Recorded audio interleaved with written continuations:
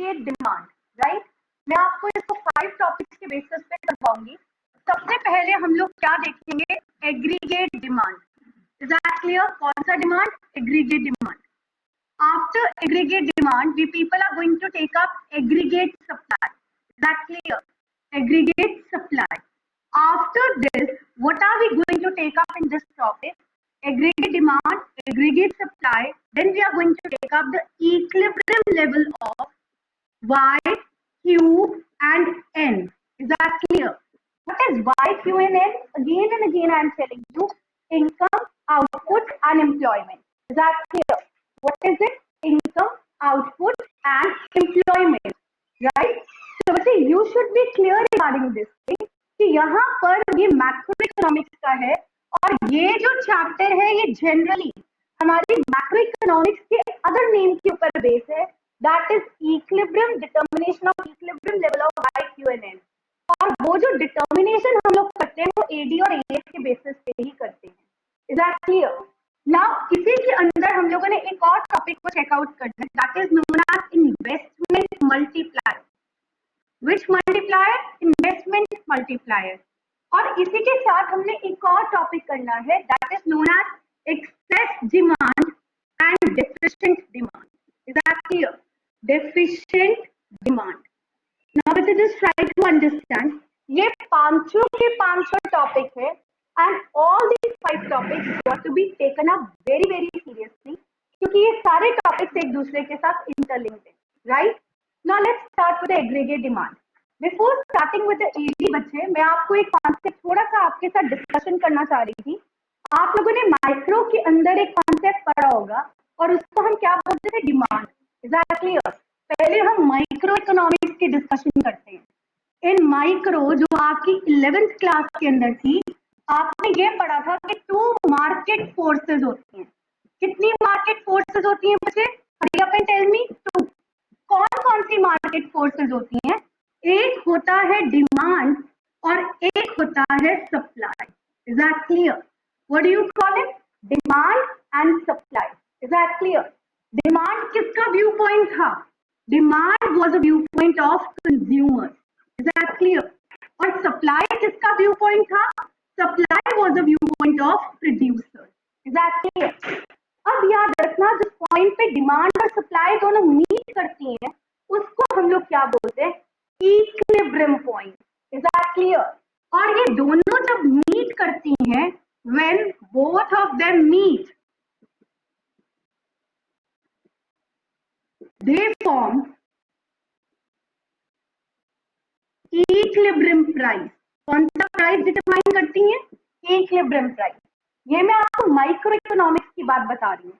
तो what was the diagram like जब हमारा इक्विलिब्रियम प्राइस डिटरमाइन होता है? Demand curve downward sloping, supply curve upward sloping. Demand और सप्लाई कर्व अब एक पॉइंट पे मीट कर रहा है और जिस पॉइंट पे ये मीट कर रहा है उसको हम लोग क्या बोल रहे हैं? We call it a point of equilibrium. OY axis पे क्या मिलेगा? Equilibrium price. ओएक्स एक्सिस पे क्या मिलेगा? Equilibrium quantity. Is that clear? Remember one thing, हमारी माइक्रो इकोनॉमिक्स के अंदर what was your main concept? Micro economics का जो अदर नेम था वो था भी price determination theory. Is that clear? और ये कौन सी प्राइस की बात हो रही थी? इक्विलिब्रियम प्राइस की बात हो रही थी। और ये सब आपने अपने लास्ट चैप्टर के अंदर किया था in microeconomics. Is that clear? अब जब हम लोग मैक्रो इकोनॉमिक्स की बात देखते हैं, मैक्रो इकोनॉमिक्स के अंदर I am just rubbing this topic, ये सिर्फ आपको बताने के लिए थे कि वो टॉपिक्स भी people are going to take it up. Is that clear?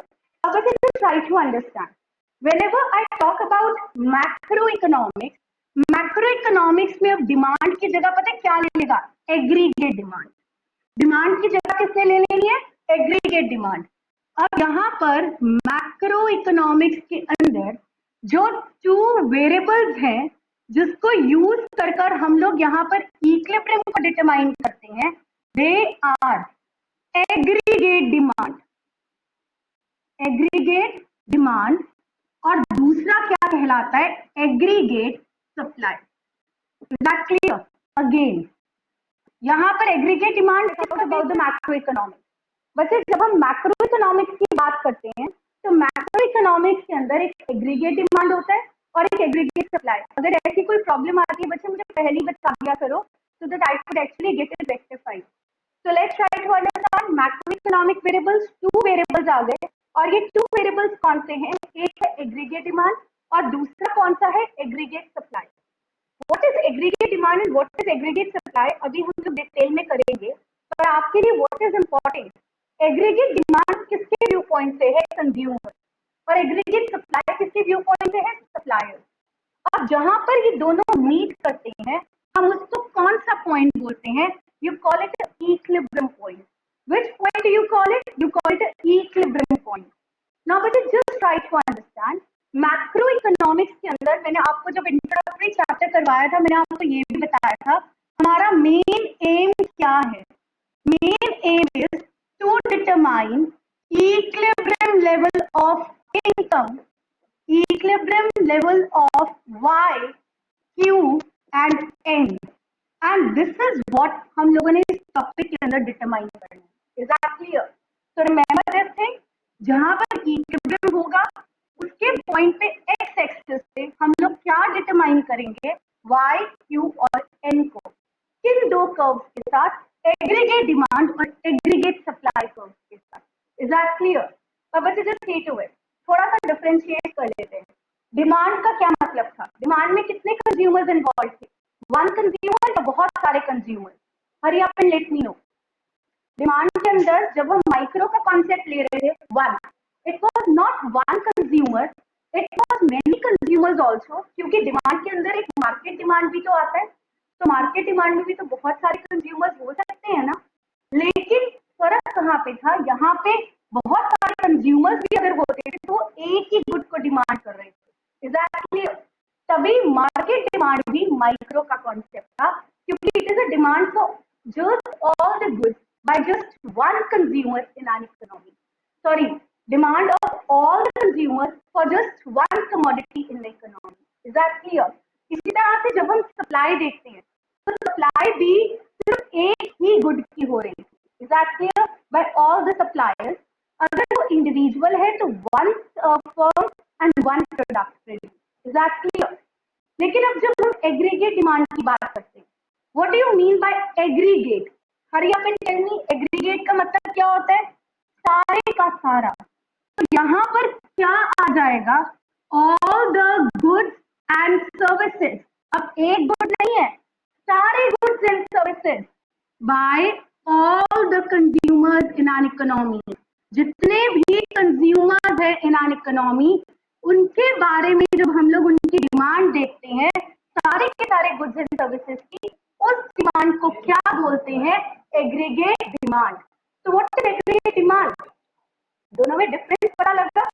यहाँ पर क्या था? डिमांड के अंदर कंज्यूमर का व्यू पॉइंट था, either it was one consumer और मेनी कंज्यूमर्स डिमांडिंग, बताओ कितनी कमोडिटी? One commodity. फर्क सिर्फ वन कमोडिटी का था।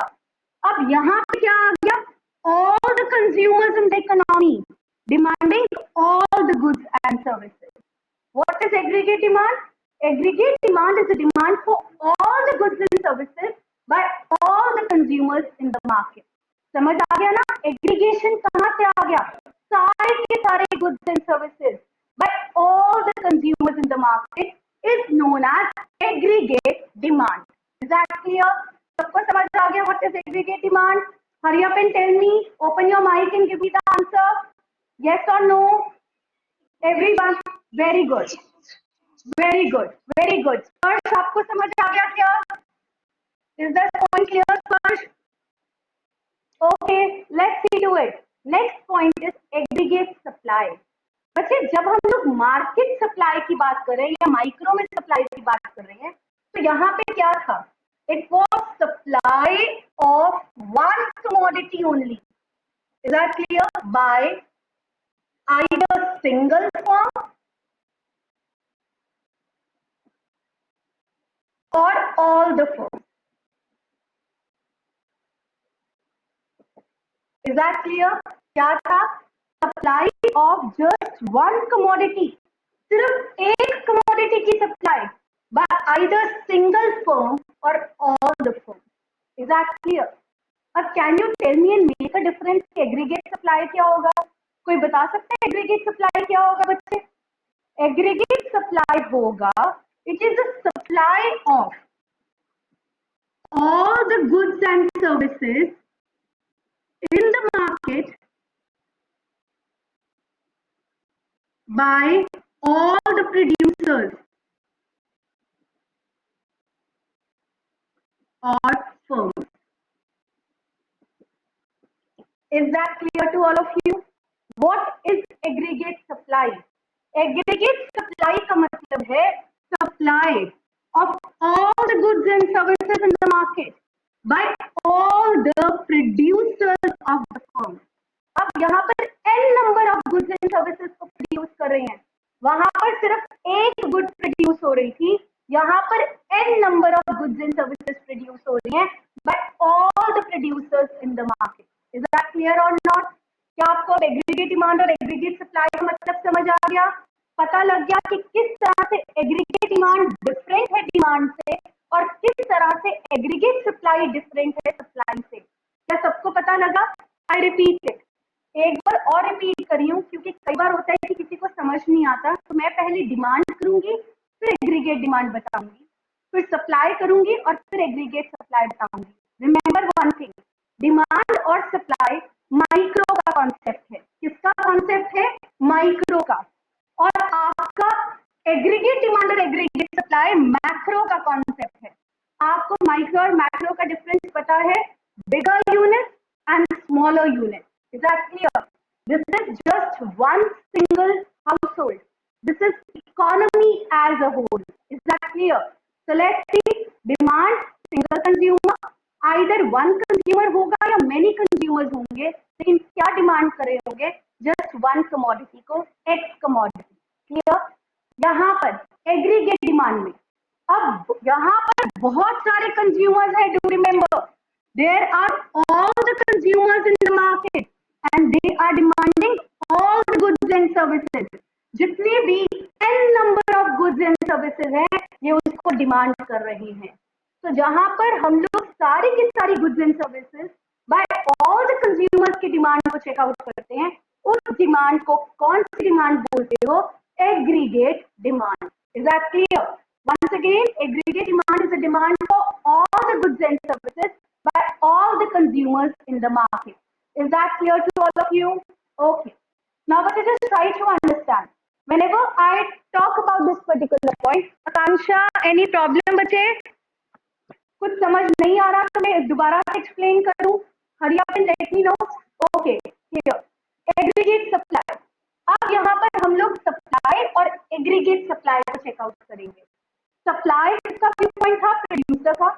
जब ये माइक्रो का कॉन्सेप्ट है तो हम इसमें क्या देखते हैं? Supply of just one commodity by either a single firm or all the firms in the market. चाहे एक फर्म है, चाहे सारे के सारी फर्म्स है इन द मार्केट, लेकिन वो सप्लाई जस्ट क्या कर रही है? वन कमोडिटी को। Is that clear? क्योंकि एक सिंगल कमोडिटी है ना, तभी तो ये एक माइक्रो कॉन्सेप्ट है। क्लियर? लेकिन what is aggregate supply? Supply of all the goods and services, n number of goods and services की supply by all the firms in the market or producers in the market. I hope this point is clear. तो क्या आपको यहाँ पर ये चारों concept में clarity आ गई? Demand, aggregate demand, supply, aggregate supply. अगर आपको ये चारों की क्लैरिटी होगी ना, then only this chapter would be perfectly clear to you. Is that clear? So but let's move ahead now, क्योंकि the clarity is there. Let's see. I'm just going to take up a screenshot so that I would be sending it to you. Now, let's start with aggregate demand. ये वही तो है, नहीं दूसरे वाला वही था। Okay. Let's try to understand बच्चे। अब हम लोग डिटेल के अंदर एग्रीगेट डिमांड के बारे में करेंगे। अभी नोट्स में से मत देखना, आप सिंपल इधर ही देखना। Is that clear? जब भी हम लोग एग्रीगेट डिमांड देखते हैं ना, तो आप लोग यहाँ पर देखो, हम लोगों ने अभी एक्सपेंडिचर मेथड किया था। बहुत इंपॉर्टेंट चीज है जो मुझे आपको यहाँ पर बतानी है। हम लोगों ने क्या किया, एग्रीगेट डिमांड। और आप लोगों को एग्रीगेट डिमांड का मतलब भी पता चल गया। It is a demand of all the goods and services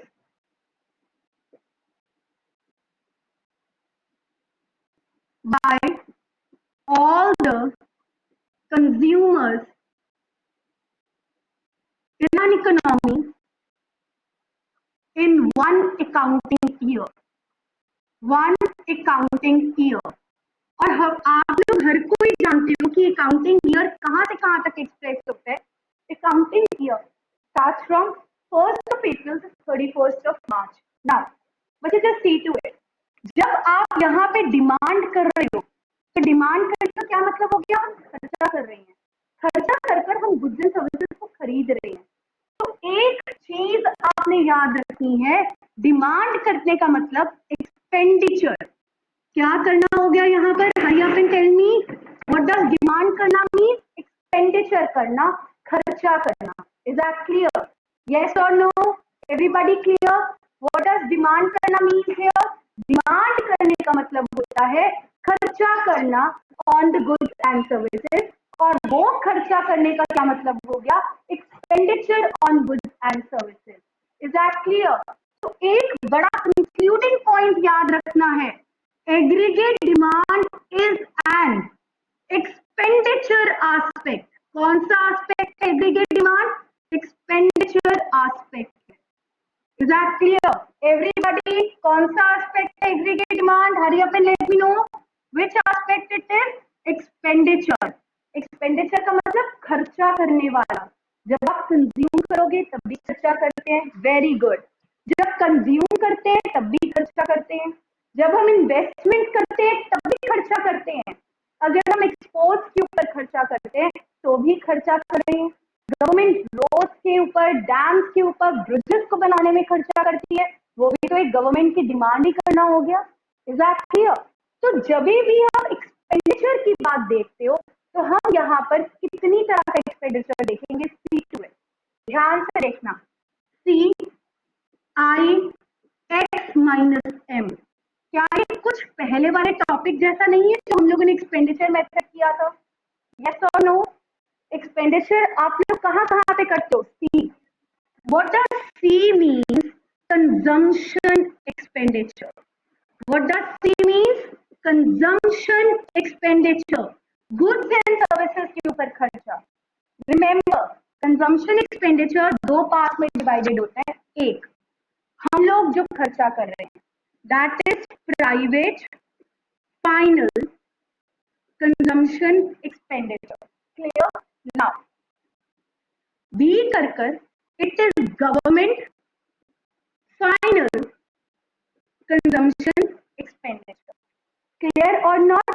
सी सबको समझ आ गया? This is main A part, और मेन ए पार्ट कितने पार्ट्स में डिवाइडेड होता है, डिवाइडेड इनटू टू पार्ट। और ये टू पार्ट्स की कंजम्पशन कौन सी हो गई, it is private final consumption expenditure. Private final consumption expenditure को हम सी ही बोलते हैं, और गवर्नमेंट फाइनल कंजम्पशन एक्सपेंडिचर को हम लोग जी बोलते हैं। किस नाम से बुलाते हो, G. Is that clear? Now तो यहाँ पर आपके मेन सी के दो पार्ट्स हो गए, एक हो गया सी और एक क्या हो गया, G. Is that clear? That is government consumption. अब बच्चे हमारे पास क्या चीज आ गया, I. Is that clear? What do you understand by I? Can anyone tell me what is I here? Everybody open the mic and tell me. Very good. I का मतलब क्या होता है, इन्वेस्टमेंट एक्सपेंडिचर। कितना खर्चा हम लोग किसके ऊपर कर रहे हैं, it is on the capital goods to further carry out the production during one accounting year. एक साल के अंदर जितना भी खर्चा आप किसके ऊपर करते हो, on the finished goods and services, मतलब on the not finished goods we can not say, on the machinery, जिससे कि हम फर्दर प्रोडक्शन कर सकते हैं, that is known as investment expenditure. Clear? कौन सा एक्सपेंडिचर हम उसको बोलते हैं, we call it investment expenditure. Is that clear to all of you? Next, x minus m. Can anyone tell me x minus m का क्या मतलब होता है बच्चे? What is x minus m? x minus m का मतलब हो गया yes net export. क्या बोलेंगे इसको हम? Net export. Is that clear? It is x का मतलब क्या हो गया? Export. हमारे गुड्स की demand in the foreign market. Remember, हम लोग क्या कर रहे हैं? डोमेस्टिक टेरिटरी के अंदर जो गुड्स प्रोड्यूस हो रहे हैं उसी को एग्रीगेट डिमांड मांग रहे हैं. Is that clear? तभी तो हमने इंपोर्ट को माइनस किया यहाँ से. तो एक्सपोर्ट्स आप ये मान के चलना, हम अपनी कंट्री में ही गुड्स को प्रोड्यूस करते हैं और देखते हैं कि हमारे गुड्स की फॉरेन डिमांड कितनी है. Is that clear? And what is known as M? M का मतलब होता है net import. What does M means बच्चे? इंपोर्ट. इंपोर्ट का मतलब समझते हो ना? जो भी आपकी डिमांड फॉरेन गुड्स की from the market. Is that clear? So that is particularly known as what? Import. हम उसको क्या बोलते हैं? Import. तो बच्चे क्या आपको ये क्लियर हो गया कि आपके एक्सपेंडिचर के कितने पार्ट्स होते हैं और हमने इन सारे पार्ट्स को बहुत डिटेल में करना है. तो जस्ट ट्राई टू अंडरस्टैंड. ये चार इसके कंपोनेंट्स हो गए. Aggregate demand is equal to what? P plus I plus G plus X minus M. Is that clear to all of you? Hurry up and let me know. What is aggregate demand equal to? C plus I plus G plus X minus M. Clear or not everybody? Speak out. क्या आपको सबको पता लग गया aggregate demand के कितने? Very good. अब यहाँ तक मैं give you a repetition again. हम स्टार्टिंग से करते हैं. What do you understand bye aggregate demand बच्चे? एग्रीगेट डिमांड का मतलब होता है it is a demand for all the goods and services by all the consumers in an economy. Is that clear? So what is aggregate demand? Aggregate demand का मतलब होता है refer to the desired expenditure or planned expenditure, right, on the goods and services जो कि हमारे domestic territory के अंदर produce हुए हैं during one accounting year. Is that clear? और remember ये जितने भी goods and services को जहाँ पर हम demand कर रहे हैं ना, they should be produced where? Remember putting a star here. These goods should be produced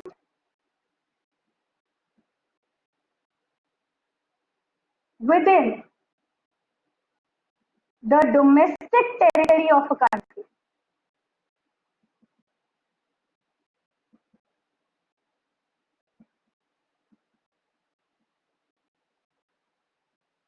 Is that clear? कहाँ पे प्रोड्यूस होना चाहिए इनको?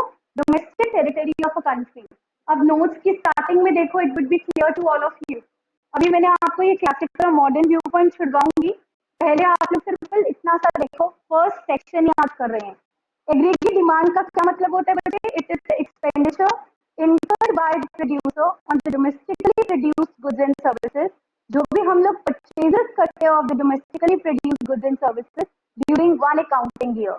तो बच्चे आपको एक बात पता होनी चाहिए. It is the summation of demand of all the goods and services in terms of total expenditure in our economy. Therefore, aggregate demand कौन सा एस्पेक्ट हो गया बच्चे? It is an expenditure aspect in our economy. जो expenditure aspect की बात करते हैं तो यहाँ पर एक्सपेंडिचर कितनी टर्म्स में होता है? It is in the form of C plus I plus G plus X minus M. किसके टर्म में होगा expenditure? C plus I plus G plus X minus M. Is that point clear to you? Any problem here?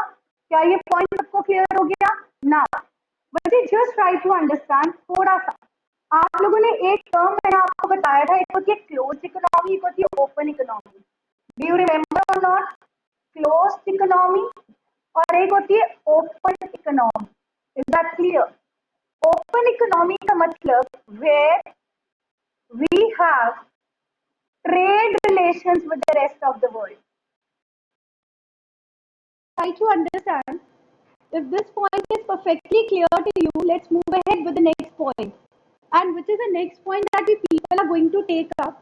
That is particularly the same point here. That is expressing कि जो आपका aggregate demand होता है ना, उसके कितने variables होते हैं? 4. CIGNX minus F. We were just talking about कि एक हमारी क्लोज्ड इकोनॉमी है और एक हमारी ओपन इकोनॉमी है. जब मैं क्लोज्ड इकोनॉमी की बात कर, पहले मैं ओपन बता रही हूँ. ओपन का क्या मतलब है? जहां पर आपके सारे like doors are open. Doors open मतलब कि आप बाहर वाली कंट्रीज के साथ आसानी से ट्रेड कर सकते हो. Is that clear? So do remember one thing, open economy के अंदर where we have trade relations with other countries. Is that clear? जहां पर हम लोगों के यहाँ पर ट्रेड रिलेशंस हैं बाकी वाली कंट्रीज के साथ. नाउ बच्चे, what do you understand by open economy, closed economy? Closed economy एक ऐसी इकोनॉमी है where we do not have trade relations with rest of the world. Is that clear? बाहर वाली कंट्रीज के साथ अब हमारे कोई ट्रेड रिलेशंस नहीं है. Is that clear? ध्यान से देखना, it's a very very important topic यहाँ पर, क्योंकि आगे भी यहाँ पर इसी के बेस के ऊपर हमने आगे टॉपिक्स करने हैं. So let's see to it. अब यहाँ पर you should be clear that जब भी मैं क्लोज्ड इकोनॉमी की बात करूंगी, तब मैंने आपको पहले भी मॉडल्स करवाए थे. एक होता है टू सेक्टर मॉडल और एक होता है आपका three sector model. Is that clear? First chapter के अंदर मैंने करवाए थे, सॉरी सेकेंड चैप्टर, जब मैंने नेशनल इनकम अकाउंटिंग शुरू किया था. जिसने नहीं भी किया हुआ तो उसको भी ये समझ आ जाएगा, तो इसलिए प्लीज ध्यान से देखो. और जब हम ओपन इकोनॉमी की बात करते हैं तो इसमें 4 सेक्टर्स आ जाते हैं. राइट? डू यू रिमेंबर कौन कौन से सेक्टर्स हैं? Everyone hurry up, answer me. Two sector model के अंदर कितने सेक्टर्स आते हैं? सिर्फ 2. कौन कौन से सेक्टर्स आते हैं? Please try to understand. सबसे पहले आता है हाउस होल्ड सेक्टर. कौन सा सेक्टर आता है? Speak up everyone. आपको मेरी आवाज आ रही है सबको?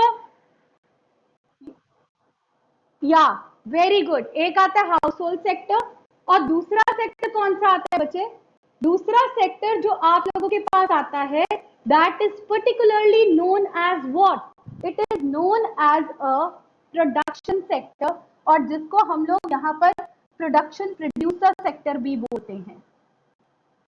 Producer sector. क्लियर? नाउ ये सारे इस चैप्टर का बेस करवा रही हूँ. अगर आपको ये पॉइंट्स पता होंगे तो हम लोग आगे एडी का चैप्टर आराम से कर पाएंगे.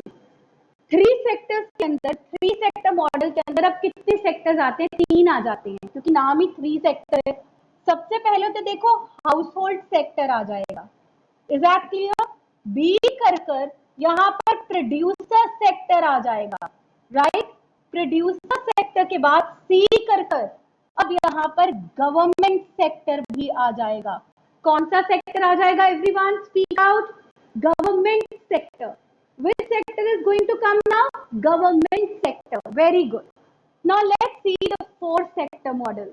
जब आप लोग फोर्थ सेक्टर मॉडल की बात करते हो बच्चे, तो फोर्थ सेक्टर मॉडल के अंदर अब हमारे पास 3 नहीं 4 सेक्टर्स आते हैं. कौन कौन सा? Let's see to it. ये 3 तो आएंगे ही आएंगे. That means household sector. Clear? B कर it is a producer sector. C कर it is a government sector, right? और D कर here it is the rest of the world sector. What do you understand by rest of the world? बाहर वाली countries से जहां पर हमारे trade relations है, एक्सपोर्ट के. इतना ही नहीं, factor income from abroad, factor income to abroad. इतना ही नहीं, current transfers from the rest of the world. वो वाला सेक्टर हमारा rest of the world sector कहला रहा है. Is that clear? क्या समझ आया आप लोगों को ये वाला concept? How many sector models are there? ये एडी वाले कॉन्सेप्ट को हमने 2 इकोनॉमीज के बेसिस पे चेकआउट करना है, क्लोज्ड इकोनॉमी और ओपन इकोनॉमी. अगर आप क्लोज्ड इकोनॉमी लेते हो तो उसका मतलब होता है हमारी कंट्री के बाहर वाली कंट्री के साथ कोई ट्रेड रिलेशन नहीं है. Is that clear? Our country is not having any trade relation with the rest of the world. 2 sectors are there, 2 sector model and 3 sector model. Is that clear? 2 sector model के अंदर 2 sectors आएंगे सिर्फ. कौन कौन से? Household sector and producer. You know it very well. Household sector कौन सा होता है? जो कि ओनर है किसका, फैक्टर्स ऑफ प्रोडक्शन का, लैंड, लेबर, कैपिटल, एंटरप्रेन्योर। और प्रोड्यूसर सेक्टर कौन है, जो कि गुड्स एंड सर्विसेज को प्रोड्यूस करता है इकोनॉमी के अंदर, इवन फर्दर इन्वेस्टमेंट्स भी करता है। Is that clear? So do remember that three sector model. Three sector model is that model जहाँ पे हाउसहोल्ड और प्रोड्यूसर तो है ही, अब साथ में कुछ गवर्नमेंट सेक्टर आ गया। गवर्नमेंट हमारे पे टैक्सेस लगा देता है, हमें सब्सिडीज दे देता है। इतना ही नहीं, गवर्नमेंट और भी खर्चा करता है रोड्स बनाने में, डैम्स बनाने में, ब्रिजेस बनाने में। और चौथा सेक्टर मॉडल और है, और वो चौथा सेक्टर मॉडल कौन सा है, household sector, producer sector, government sector, और गवर्नमेंट सेक्टर के साथ साथ rest of the world. Rest of the world का मतलब है कि यहाँ पर इनके साथ हमारी कंट्री के ट्रेडिंग रिलेशंस हैं, एक्सपोर्ट और इंपोर्ट है। Is that clear?